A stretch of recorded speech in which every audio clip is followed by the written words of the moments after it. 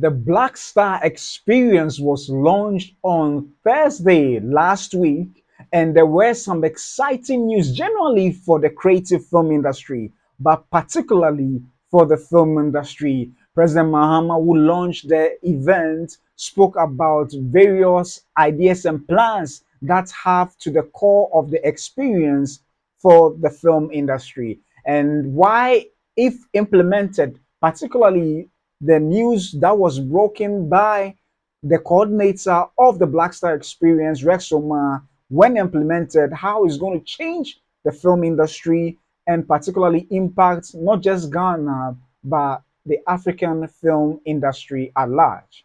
And also, President Trump goes to war against productions produced by American studios outside America by slapping 100% of tariffs on them. Is he going to go through with it? Well, we'll be taking a look at that and how that can impact the film industry worldwide. We'll be taking a look at all these and more. My name is Papa Otu. Stay tuned.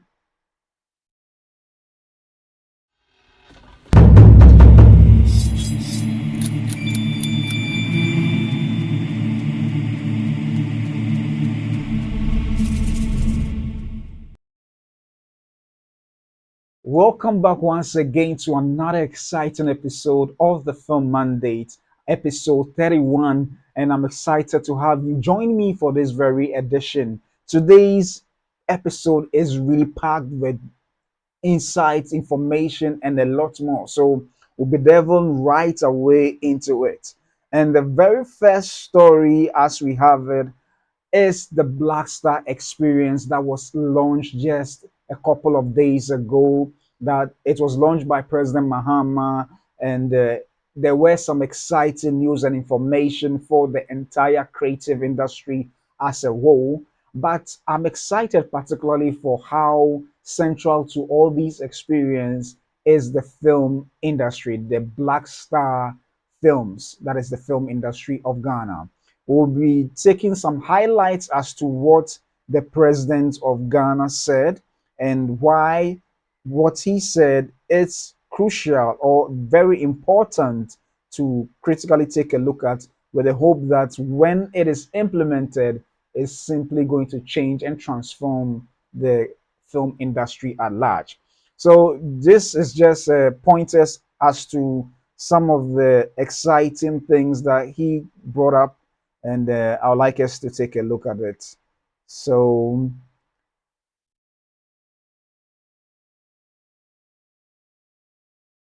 yeah, so briefly, if you take a look at the information on the screen, these are some of the important notes that the president shared, and I'd like to bring it up to you. So, among all the things he said, he also emphasized that there's going to be the Ghana Film Festival and Awards Month.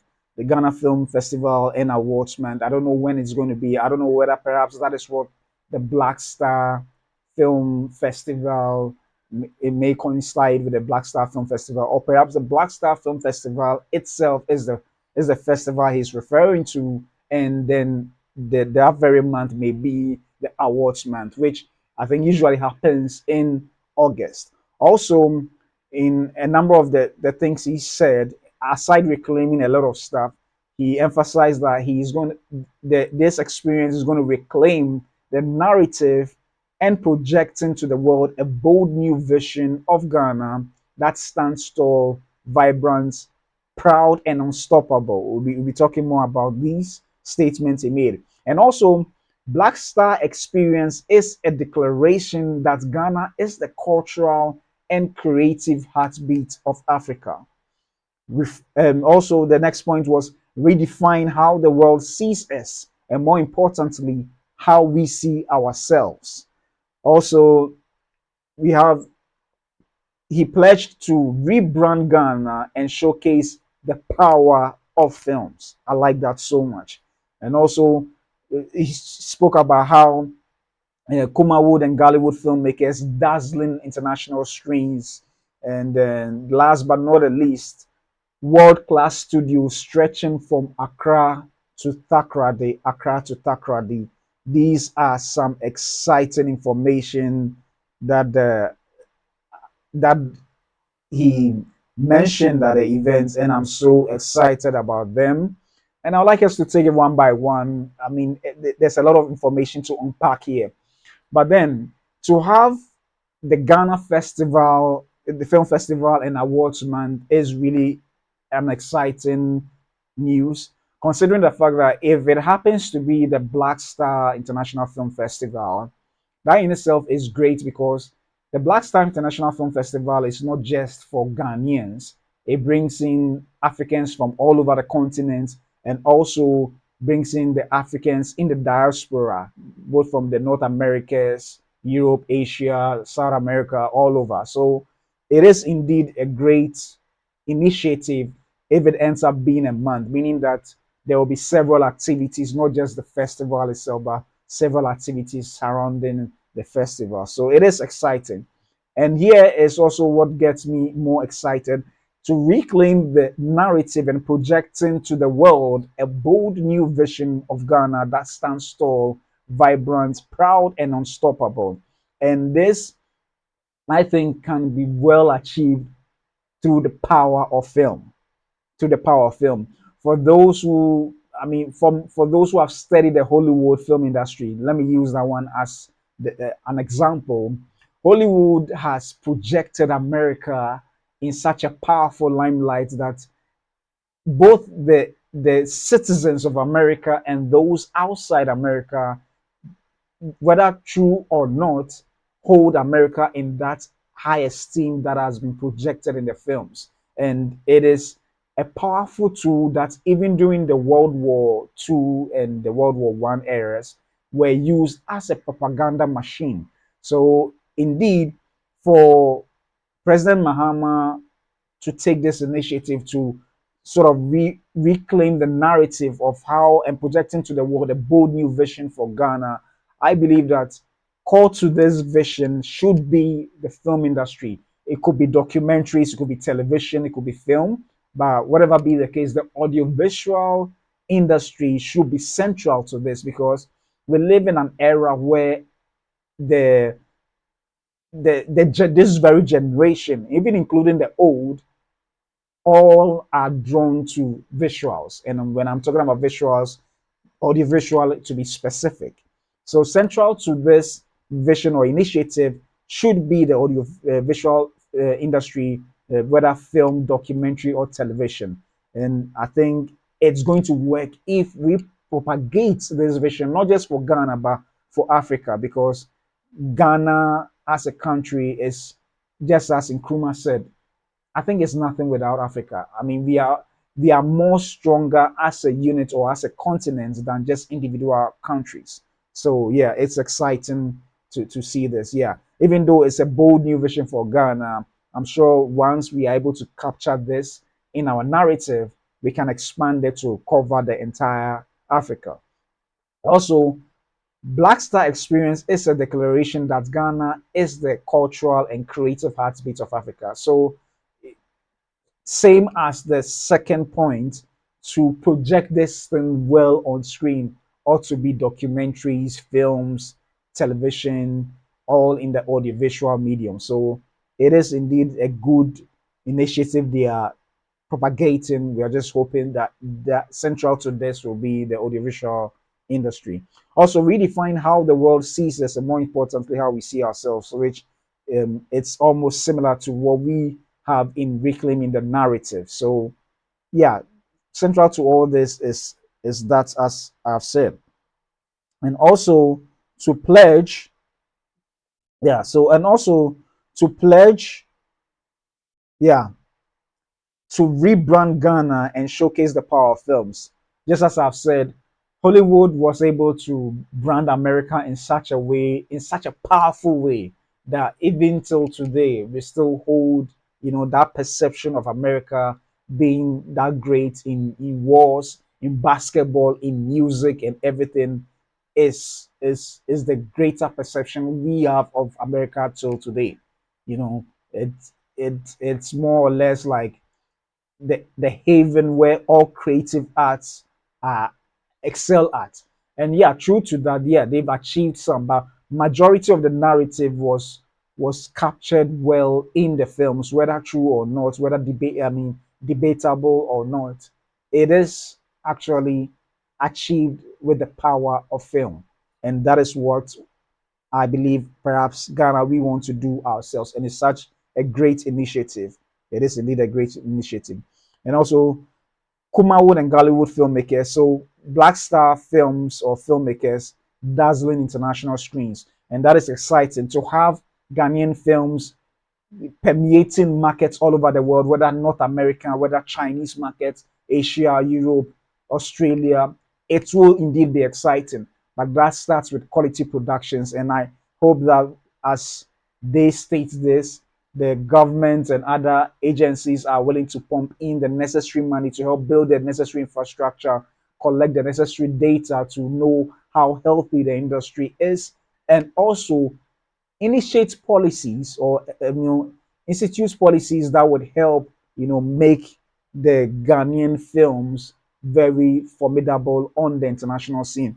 And I like what President Mama said in a video that I watched of that event. He made a statement that in his first term of presidency, he stressed or he emphasized and stressed that no, on the roster of films that will be shown in the Ghana presidential jet, it should be just Ghanaian films, and that is exciting, especially when he said that when once the plane returns, he is still going to institute that policy so that only Ghanaian films will be shown on the aircraft, and that is exciting for us as Ghanaians. So, if the High Office of the Land is taking such bold initiatives, I think it should not just end there. There should be a policy. It could be 70, 30, 80, 20 on our television screens where majority of the films to be shown on screen should be Ghanaian films first before the foreign films. So I'm hoping it doesn't just end there with the presidential jet or the Flagstaff House, but it should also this policy not 100%, but 80, the greater percentage should be given to the Ghanaian films on our television screen. And I'm excited about that. And this is what even makes me more happy. World class studios stretching from Accra to Takrady. In Hollywood, and I'm sure, I mean, America and I believe India, there are certain hotspots in the country where film making thrives big. So when you're talking about America, you have LA, or to be specific, Hollywood. You also have Chicago being one of the hubs of filmmaking, Atlanta, you have New York. And if their vision is to make sure that Accra to Takrady, meaning that it's going to pass through Central region, should be the hub of filmmaking, then it's quite exciting. Already we have Idris Elba and his partners taking an initiative to build a world-class studio in Accra. So yeah, it is exciting to have this information with regards to world-class studios stretching from Accra to Takrady, meaning that is going to be more than one. And that is indeed exciting considering the fact that there is more exciting news on the horizon, particularly when Rexomar, the coordinator of the Black Star Experience, dropped an exciting information with regards to another studio which is going to be built in Ghana, and this time around by the government of Ghana, the government of Ghana, and it's exciting. So let us just get right into it. So this an article. This was captured in an article on my Jaw Online, and it was written by Kwame Dazi just on 2nd May, and I read. Anansi Studios Black Star Experience to facilitate Hollywood Standard Film Hub, Rex Omar. Yeah, so Rex Osuma, for the coordinator of the Black Star Experience, government's Black Star Experience, government's flagship program for tourism, arts, and culture, has announced that his secretariat is working towards the establishment of a film studio in Ghana. He made this statement during the launch of the Black Star Experience on Thursday, May 1st, 2025, in front of the Freedom and Justice Monument of the Black Star Square in Accra. Through the Black Star Experience Secretariat, we are facilitating a multi-million dollar private capital led and owned investment into the film, which the sword curtain will happen this year. And this is going to be a multi-million dollar Hollywood standard film studio with education facility. It will be called Anansi Studios, he said. Speaking about some of the events and activities that will be rolled out as part of that Black Star experience, he noted that there would be exhibition football matches between legends. Yeah. So let me just end it here. Yeah, so it is exciting, but then reading the article a second time, I don't know whether it is the same studio that Idris Elba wants to introduce or is about to build. I hope it is not the same studio necessarily, but a different studio. And yeah, just to correct myself, it is not the government's initiative. It's a government initiative, but it's a private capital investment. So it is exciting seeing that when private hands there's a private public partnership, it really functions very very well, and so I'm glad that's the initiative that they are taking. So it is exciting to have this news. My only hope or concern is that it's not the same studio that Idris Elba and his partners are building, but perhaps a second studio called Anansi Studios that is more perhaps Ghanaian driven or oriented.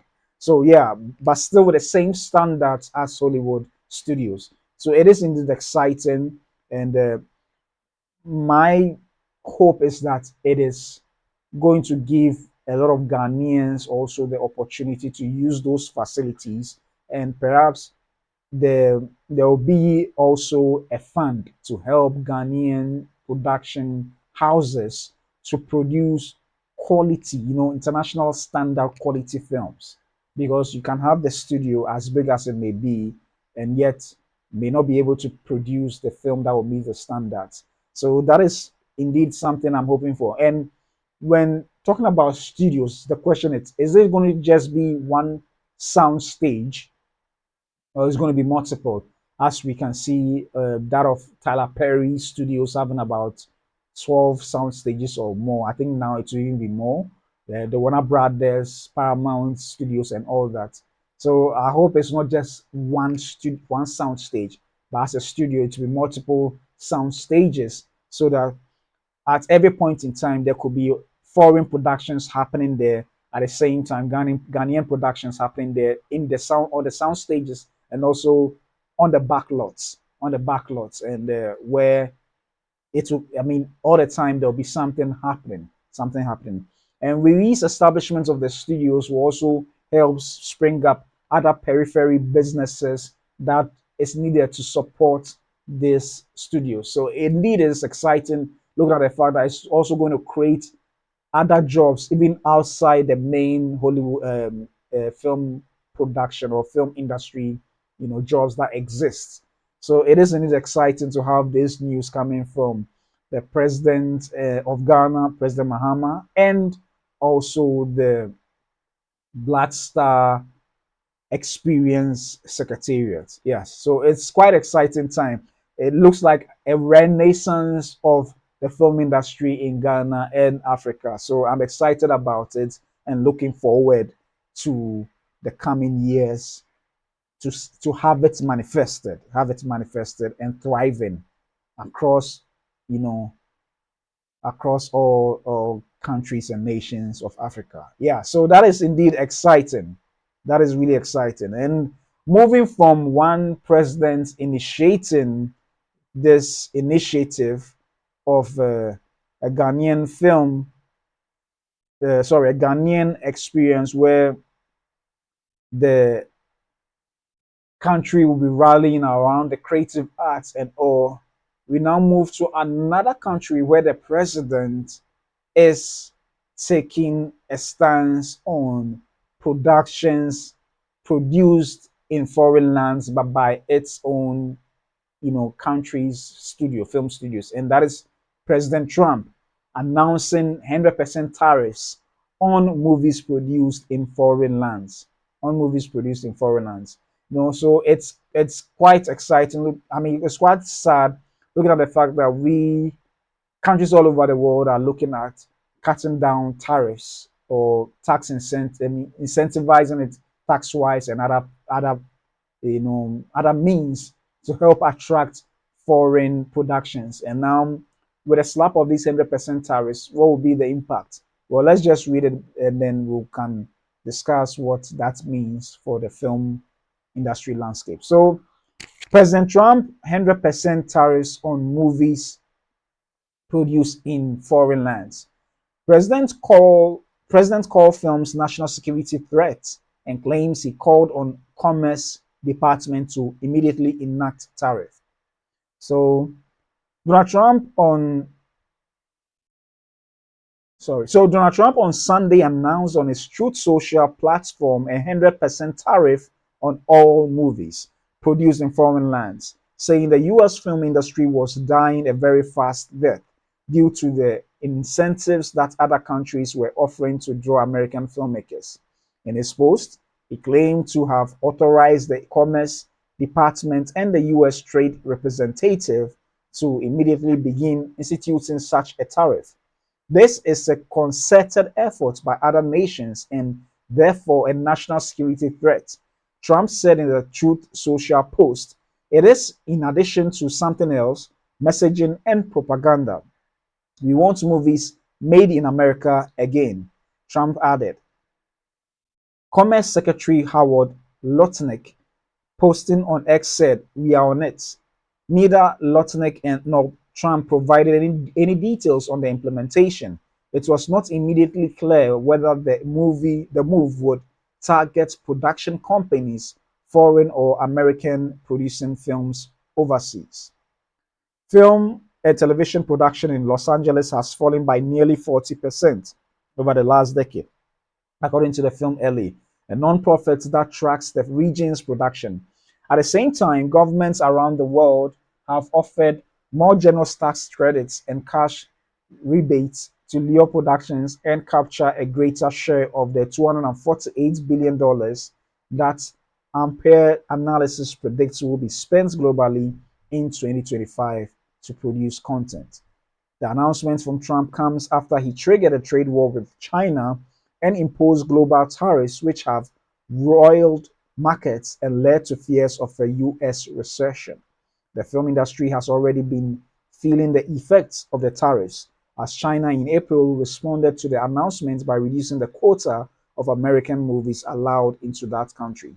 China is the world's second largest film market after US, although in recent years, domestic offerings have outshone Hollywood imports. Former senior Commerce Department official William Range, pardon me, a senior fellow with the Center for Strategic and International Studies, said retaliation against Trump's foreign movie tariffs would be devastating. The retaliation will kill our industry.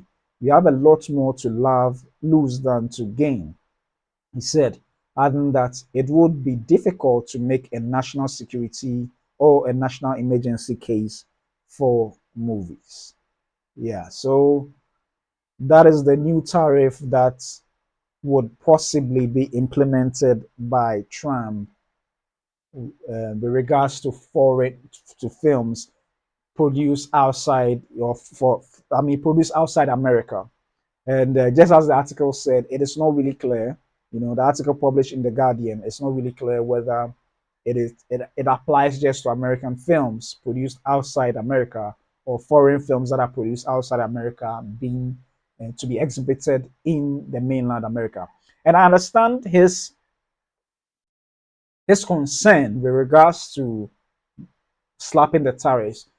Um, just as the statistics that have been given, Hollywood or LA in particular, production has reduced down to 40%, meaning that a lot of production that are made or shown, or Hollywood films that are made, 60% of those films, which ordinarily would have been shot in LA, is shot outside America, to be specific. So it is indeed a concern for him as the leader of the country to want to definitely protect the interests of America. And it makes sense. I wouldn't beef him on that at all. It is the primary concern of a leader of a nation to definitely want to improve the lot of his own people. But then, if you're looking at the this tariff, if it's implemented and a lot of the studios, give in to that, it means that a lot of foreign territories would not have a stake in the $248 billion that are likely to be spent in 2025. And we are already past or deep into the second quarter already. And so it means that perhaps half of the money has already been spent in foreign territories and all. But then it means that the other half may likely not happen. What does that mean for the foreign, landscape, for the foreign territories where a lot of co-production initiatives are done to support Hollywood films? Well, it means that there will not be inflow of capital to help boost their local film industry. Then it means that the foreign governments have to come up with their own initiatives to help shore up the losses that may result as a result of no foreign productions coming in. So it is it is an interesting time, and it looks like at this juncture, governments of foreign territories or territories outside the U.S. can't stand aloof and look at the film industry suffer. They have to find ways and means to support their film industry so as to help make up for the losses that may likely happen should these foreign productions don't come. And yes, I'm thinking perhaps it's about time, particularly in Africa or Ghana to be specific, where governments can incentivize equity companies or financial companies who may be interested in coming to the space of investing in films to to lure them in, not lure them in, but bring them in to find ways and means of supporting the film industry or the visual industry at large. Because in as much as small production houses will, gather small monies to do productions, we can't compete on the world stage if some of our productions barely have enough money to even sustain the crew and cast of the productions themselves. So it is indeed an interesting development coming up. Maybe in a couple of coming days, we may know exactly what is going to transpire and whether that may result in the Trump having this been done or not. And this information actually came up, I think, today. Yeah, it looks like it came up today. Yeah. So it is indeed uh, it is indeed a concern for industries worldwide, particularly for those of us in Africa who, from time to time, we get foreign productions coming in, mainly from America. And then perhaps if the details of these tariffs are explained further, we will know whether foreign films also going to America would be slapped with a 100% tariffs or not. So yeah, it is it is an interesting development. I mean, for those of us in the film industry, we need to have conversations with the policymakers of our land to see how best. Maybe they need to incentivize filmmakers in their own country to be able to make it possible not to feel the loss that may come as a result of these 100% tariffs. So yeah, it is indeed a challenge in these years, as we have it. But well, I'm not done with my stories. Yes, be it being Monday, what are the movies that made big box office receipts in the in this weekend? So I'd like us to take a look briefly before we wrap up. So at the when we take a look at the box office of the domestic 2025 weekend of North America, these are the films that did well in the foreign territory. And I'm talking about from May 2nd to May 4th, just this weekend.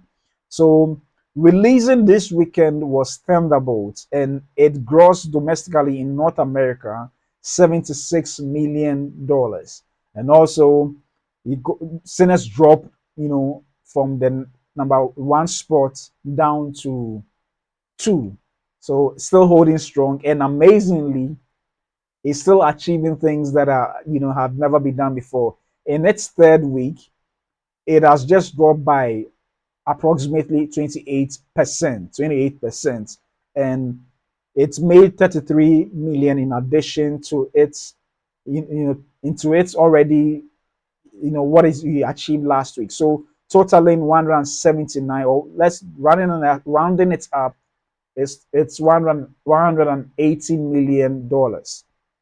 A Minecraft movie has actually shot up from number 4 to number 3, and this is as a result of the new initiative they took to let the audience go wild.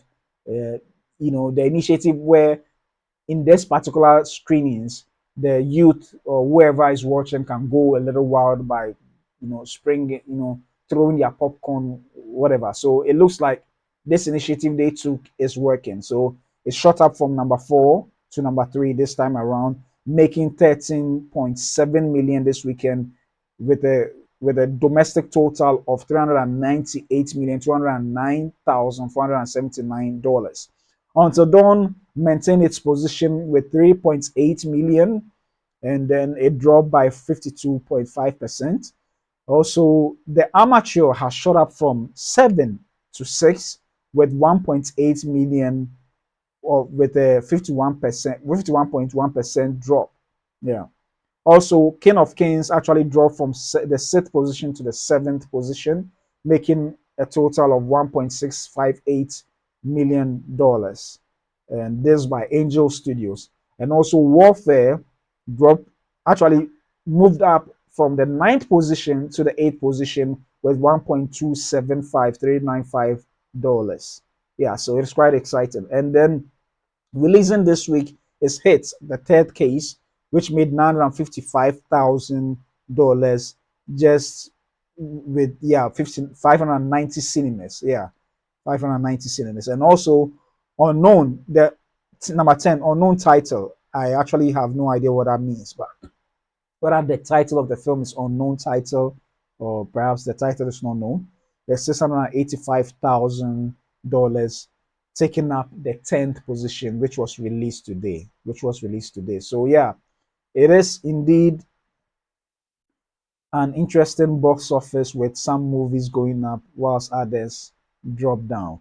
And also, to take a look at the international territory, let's see what the films did, the numbers they did this particular week for the first top 10.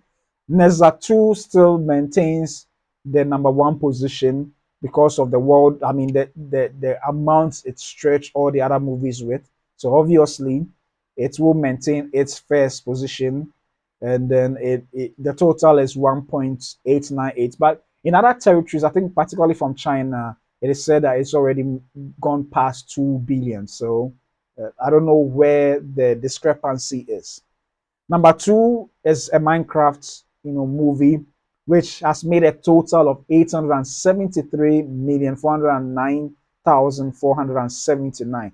Captain America is still holding up strong at number 3 with a total box office of 414,998,357 million. Sinners here is at number 4 with a total of 236,728,722. So it has defied all the odds, and it's doing well in their IMAX screenings. And I think this particular week it's made a total of $20 million just from the IMAX cinemas. I'm not so sure, but it's something around that figure. So it looks like it's doing very well in the cinemas. Also, Snow White has made a total of 200,568,210 dollars. Thunderbolts, which just released, has made an international total of 162,100,000 dollars. That is really good for Marvel this time around. It's really done good business. So it's almost like an equal split in both the American, North American market and the international territory. We'll see how it's going to perform in the coming weeks. Dogman is at the number seventh position with 144,094,355. And then Bridget Jones' Mad About the Boy is at around 134,613 and 720 dollars. Mickey 17 is still in the top 10 with 131,847 and 147 dollars. And a working man, the Jesse Statham and the David Ayer collaboration has made a total of 98,179,398. So yeah, this is how good some of these box office is for some of the films that have been released. So yeah, this sums up this particular episode, with regards to all the stories I've shared with you today. So it is quite a packed episode, and thanks for staying with me through this entire period. I'm so glad that you are with me. And if you have any differing opinions or comments that you want to share, kindly drop it in the comment section, and then let's get talking about movies. I am Papa O2, and I'll see you tomorrow.